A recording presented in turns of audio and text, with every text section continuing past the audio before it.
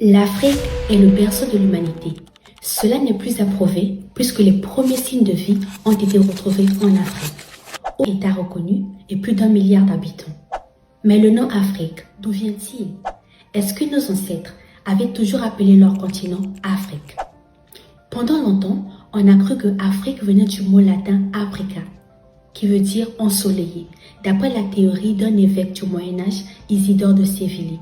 Léon l'Africain pense que Afrique vient du mot grec Afrique, qui veut dire sans peur, sans frisson. Mais cela n'a pas été corroboré par des textes anciens. On a cru que Afrique venait de Afer, qui veut dire poussière, ou encore que Afrique pouvait venir d'Ifriqiya.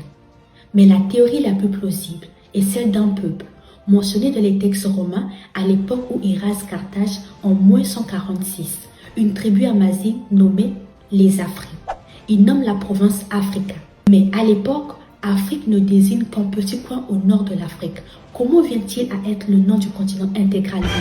C'est lorsque les navigateurs portugais bouclent la côte. À l'époque, les cartographes européens sont influencés par le mouvement humaniste et faire des références latines. Ils nomment le continent Africa. Au XVIIe siècle, l'imprimerie le fixe. Et au XIXe siècle, la colonisation l'impose. Avant, il n'est pas prouvé que nos ancêtres avaient un nom pour désigner tout le continent.